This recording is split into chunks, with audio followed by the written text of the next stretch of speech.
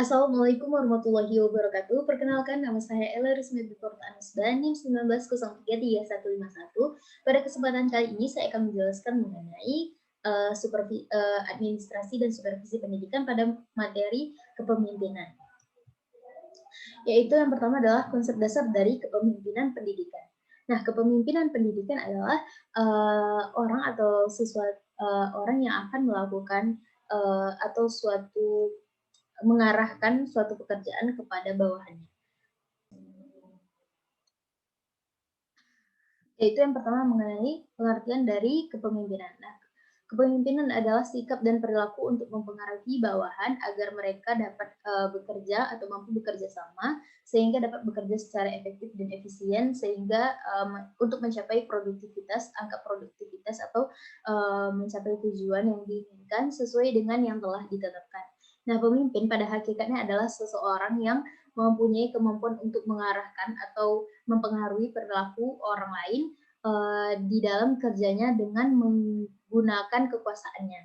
Nah, selanjutnya itu adalah mengenai fungsi dari kepemimpinan, di mana tentunya kepemimpinan ini sangat berfungsi atau bermanfaat sekali, apalagi di bidang pendidikan, terutama di sekolah. Nah, yang pertama yaitu adalah fungsi kepemimpinan, di mana pimpinan sebagai penentu arah. Seperti yang kita ketahui, tentunya pemimpin itu akan mengarahkan bawahannya untuk ke arah yang lebih baik atau misalnya mengenai suatu pekerjaan yang akan dilakukan, kemudian pemimpin akan mengarahkan bagaimana prosedur atau langkah yang akan kita lakukan sebagai orang yang akan mengikuti apa yang dikatakan oleh pemimpin kita agar tujuan dari kerja atau tujuan dari sesuatu yang akan kita kerjakan itu dapat tercapai dengan baik.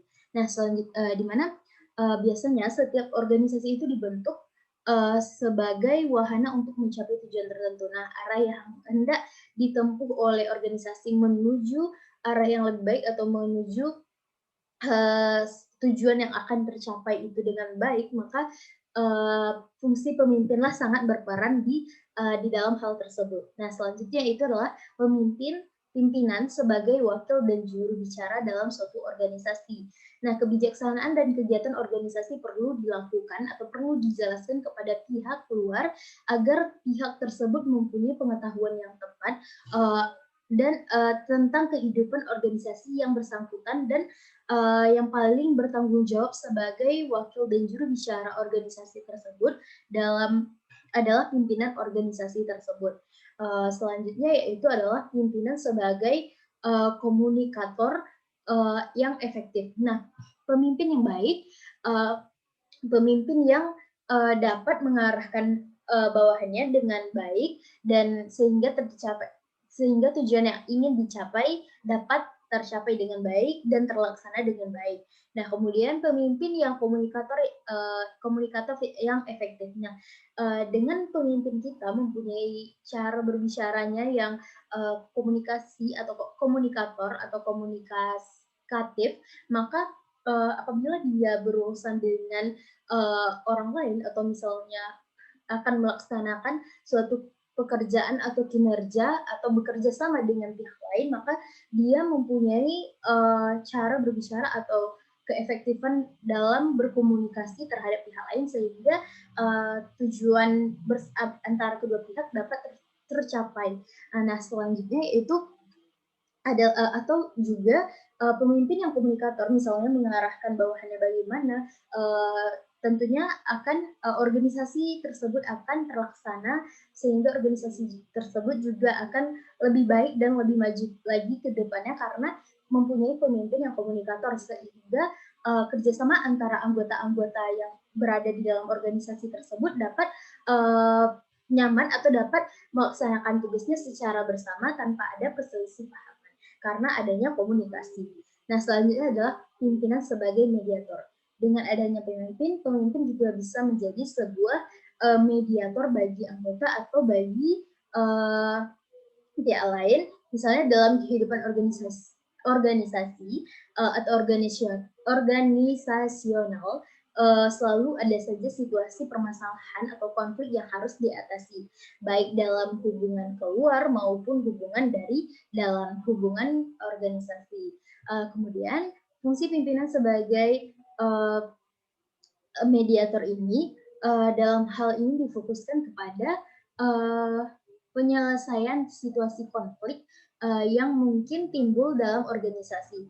Nah, timbulnya situasi konflik ini atau timbulnya situasi konflik dalam organisasi ini merupakan tantangan yang harus dihadapi oleh pemimpin yang ada di organisasi tersebut. Nah, selanjutnya adalah fungsi dari pimpinan, yaitu adalah sebagai integrator, di mana adanya pembagian tugas atau dengan adanya pembagian tugas tentunya suatu pekerjaan yang ada di dalam organisasi itu dapat berjalan dengan lancar dan misalnya itu adalah adanya pembagian tugas, itu salah satu contohnya tadi, dan sistem alokasi daya, dana, dan tenaga, serta diperlukannya spesialisasi pengetahuan dan keterampilan dapat menimbulkan sikap, perilaku, dan tindakan yang berkotak-kotak. Nah, oleh karena itu diperlukan integrator terutama yaitu pada pimpinan. Nah, hanya pimpinanlah yang berada di atas sehingga semua orang yang ada dalam organisasi tersebut atau organisasional itu dalam satuan kerjanya memungkinkan menjalankan pekerjaannya sesuai dengan tugasnya atau peranannya masing-masing yang didasarkan pada pendekatan yang sesuai dengan apa yang akan dilaksanakan misalnya atau sesuai dengan pada pendekatan yang holistik. Nah, selanjutnya itu adalah pemimpin tentu mempunyai gaya kepemimpinan. Nah, ada beberapa gaya-gaya kepemimpinan yang diterapkan oleh pimpinan. Nah, sebelum itu kita harus tahu dulu itu adalah prinsip dari pimpinan. Nah, ada beberapa prinsip-prinsip dalam kepemimpinan pendidikan. Yang pertama adalah prinsip baik yang menjadi teladan yang dipimpin. Nah, pemimpin itu juga harus mempunyai teladan yang baik sehingga anggota atau bawahannya dapat mengikuti teladan atau dapat menjadikan pimpinan tersebut menjadi suatu teladan bagi anggotanya. Dan selanjutnya itu adalah prinsip keberanian, di mana pemimpin pasti bertanggung jawab mengenai suatu hal atau suatu pekerjaan yang ada di organisasi misalnya. Dan yang ketiga adalah prinsip mengayomi untuk selalu memberi motivasi. Nah, prinsip mengayomi ini adalah di mana biasanya pemimpin itu akan memberikan atau mengarahkan serta mengayomi anggota-anggotanya agar anggota-anggotanya dapat bekerja sesuai dengan prosedur atau langkah yang telah ditetapkan atau secara sistematis. Tentunya nanti tujuan yang akan dicapai dapat terlaksana dengan baik karena dan pemimpin juga dapat memotivasi anggota-anggotanya agar bekerja lebih semangat lagi dan lebih giat lagi. Kemudian kita lanjut mengenai gaya kepemimpinan kepala sekolah. Nah, yang kita bahas pada kesempatan kali ini yaitu mengenai kepemimpinan kepala sekolah. Nah, ada beberapa gaya kepemimpinan kepala sekolah. Yang pertama itu adalah otokratis. Otokratis atau gaya kepemimpinan otokratis ini adalah gaya gaya kepemimpinan yang berpusat pada diri pemimpin itu atau direktif. Nah, yaitu sosok pemimpin yang hanya menentukan sendiri keputusannya. Maksudnya itu pemimpin tersebut tanpa berumbuk atau menanyakan kepada anggotanya, tetapi dia mengambil sendiri atau mengambil langkah sendiri untuk mengambil keputusan dan perannya sebagai pemimpin tanpa peran para anak buah dalam merencanakan semuanya. Selanjutnya, gaya kepemimpinan kepala sekolah itu adalah demokratis. Nah, gaya kepemimpinan demokratis ini yaitu gaya kepemimpinan yang dimana dalam melakukan pengambilan keputusan itu dilakukan secara musyawarah atau juga misalnya dengan melakukan voting antara anggota-anggotanya, di mana gaya kepemimpinan demokratis ini itu suatu kemampuan dalam mempengaruhi orang lain sehingga agar dapat bersedia untuk bekerja sama dalam mencapai tujuan atau yang sudah ditetapkan dalam mencapai tujuan yang telah ditetapkan dengan berbagai cara yang dilakukan dan ditentukan oleh bersama atau bawahan dan pimpinan antara anggota dengan pimpinan atau antara kepala sekolah dengan guru. Kemudian ada gaya kepemimpinan delegatif. Nah, gaya kepemimpinan delegatif ini yaitu memiliki ciri pimpinan yang akan jarang dalam memberikan arahan atau membuat keputusan diserahkan kepada bawahan dan anggota organisasi tersebut yang diharapkan dapat menyelesaikan atau bisa menyelesaikan segala permasalahannya sendiri. Selanjutnya itu adalah gaya kepemimpinan birokratis, di mana gaya kepemimpinan ini dilukiskan dengan pernyataan bahwa memimpin berdasarkan adanya peraturan perilaku pemimpin yang ditandai dengan adanya ketaatan pelaksanaan suatu prosedur yang telah berlaku untuk pemimpin dan anak buahnya. Selanjutnya ada gaya kepemimpinan selanjutnya itu adalah gaya kepemimpinan laissez-faire.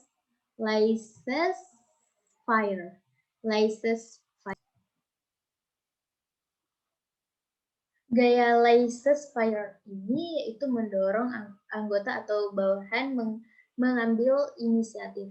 Selanjutnya itu adalah gaya kepemimpinan karismatis, di mana kelebihan dari gaya kepemimpinan ini ialah mampu menarik orang atau mereka akan terpesona dengan cara berbicaranya yang akan membangkitkan semangat. Nah, biasanya pemimpin yang memiliki gaya kepribadian ini akan visionaris.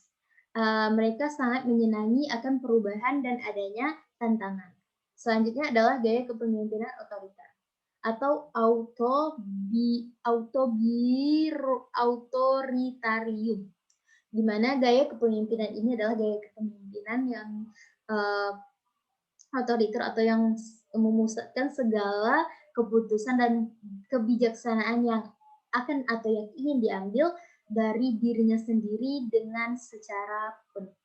Selanjutnya adalah gaya kepemimpinan diplomatis atau gaya kepemimpinan diplomat, di mana gaya kepemimpinan ini terdapat di penempatan perspektifnya atau banyak ya orang seringkali selalu melihat dari satu sisi, yaitu pada sisi keuntungan dirinya atau sisinya melihat sisi keuntungan pada lawannya. Selanjutnya adalah gaya kepemimpinan moralis, di mana gaya kepemimpinan ini ialah umumnya mereka hangat dan sopan untuk semua orang.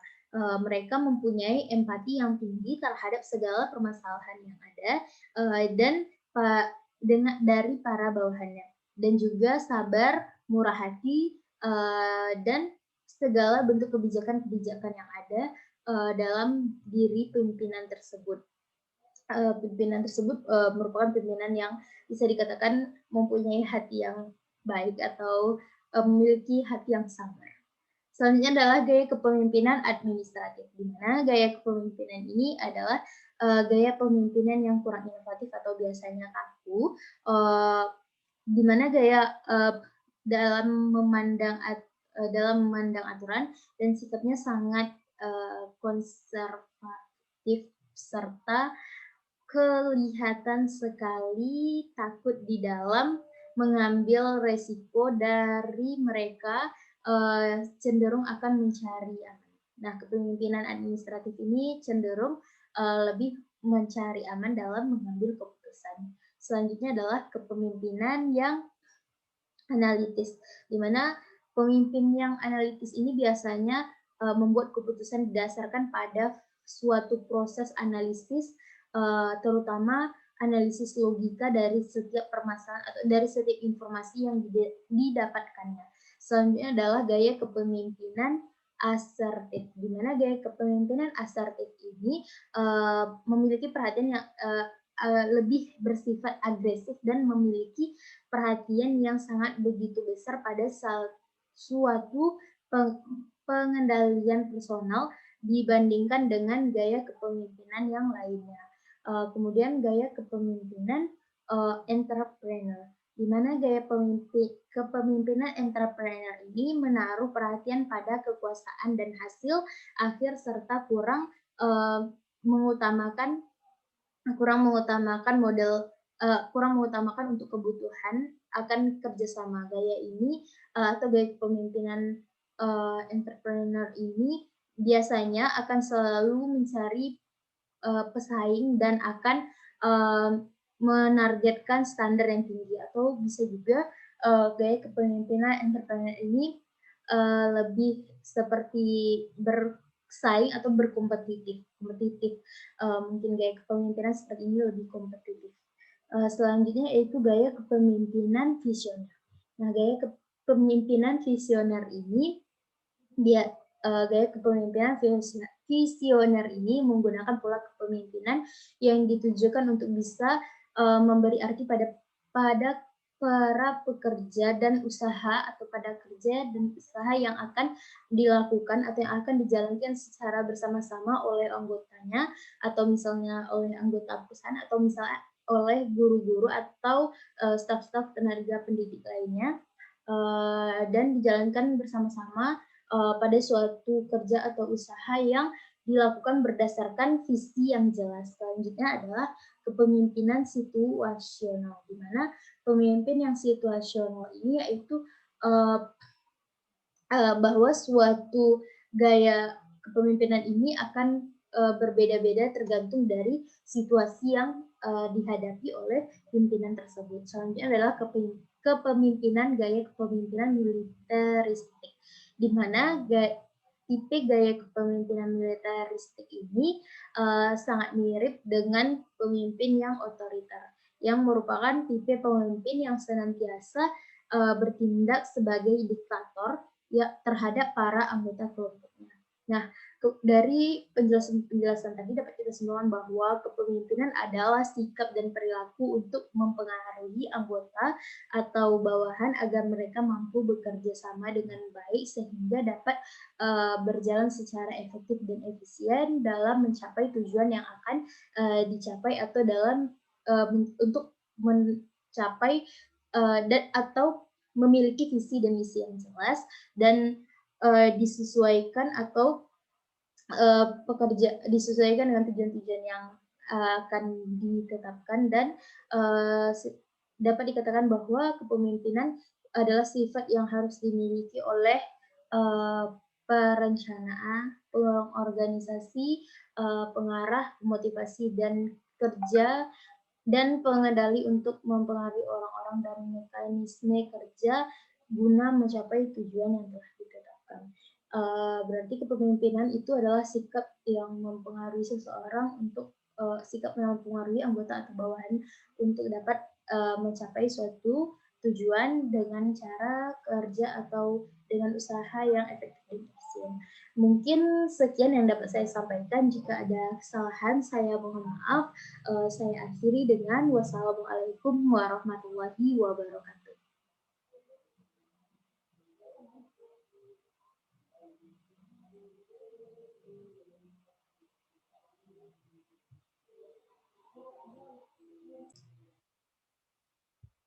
Sekian yang dapat disampaikan. Jika ada kata-kata yang salah, mohon dimaafkan. Saya akhiri. Wassalamualaikum warahmatullahi wabarakatuh.